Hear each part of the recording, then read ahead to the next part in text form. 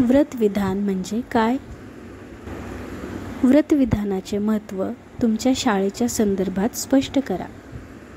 आता उत्तर पाहूया.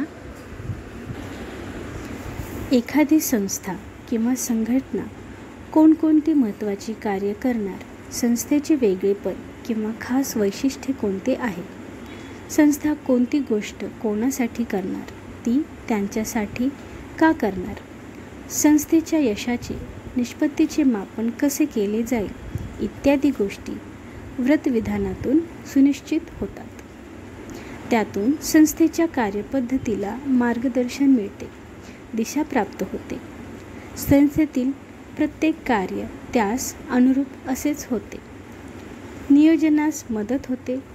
कोणत्या गोष्टीस प्राधान्य द्यावयाचे याविषयीचे योग्य निर्णय घेता येतात. सर्वात महत्त्वाचे म्हणजे व्रतविधान हे उद्योगाच्या, संस्थेच्या सर्व प्रयत्नामागील प्रेरणास्रोत ठरते.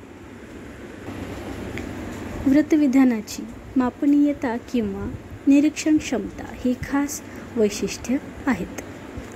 व्रतविधानात ज्या गोष्टीवर भर द्यावयाचा आहे त्या गोष्टीची निवड विचारपूर्वक चोखंदळपणे केली पाहिजे. उद्योगाचे, संस्थेचे वेगळेपण दर्शवणाऱ्या खास गुण विशेषांचा समावेश व्रतविधानात झाला पाहिजे. संस्थेतील, उद्योगातील सर्व घटकांमध्ये व्रत अंगीकाराची भावना, सेन्स ऑफ मिशन निर्माण करणारी व्रतविधानाची शब्दयोजना हवी.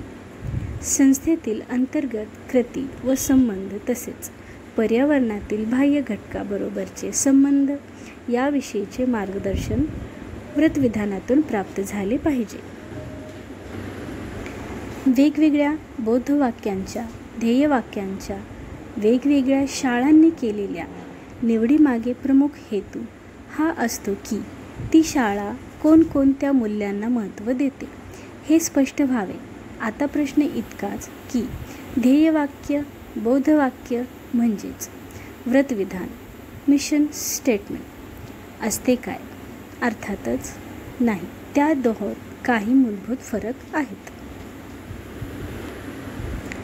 प्रत्येक शाळेचे बोधवाक्य, ध्येयवाक्य असले पाहिजे हा अलीकडे एक उपचार, दिखावटीचा भाग झालेला असतो. त्यामुळे ध्येयवाक्यासाठी ध्येयवाक्य असाही प्रकार होऊ शकतो. पूर्वी काही विशिष्ट ध्येयाने प्रेरित होऊन शाळा स्थापन केल्या गेल्या. त्यावेळी त्यांनी निवडलेली ध्येयवाक्य व शाळेची कार्यपद्धती ही एकमेकांशी सुसंगत असतील यावर कटाक्ष असेल. काळाच्या ओघात कित्येक जुन्या प्रतिष्ठित शाळांच्या ध्येयवाक्यातील अर्थ आता गमावला गेला आहे. शाळेची ध्येयवाक्य मध्यवर्ती धरून शाळेचे संपूर्ण कामकाज चाललेले आहे असे आज क्वचितच दिसते. व्रतविधान व शाळेची कार्यपद्धती यात अशी फारकत अभिप्रेत नाही. शालेय व्यवस्थापनात अर्थ गमावून बसलेल्या व्रतविधानांना स्थान नाही. शिवाय व्रतविधाने हे पूर्वी विशद केल्याप्रमाणे ध्येयवाक्यापेक्षा अधिक सविस्तर, मापनीय, नेमकी, सुस्पष्ट, निरीक्षणक्षम व पडताळा पाहण्याजोगी असतात. शाळेचे यशापयश मोजण्याचे ते मापदंड ठरते.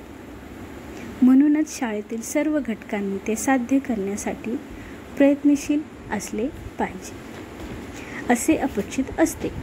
यासाठी ध्येयवाक्य असो अथवा नसो, प्रत्येक मुख्याध्यापकाने शाळेसाठी व्रतविधानाची निश्चिती करणे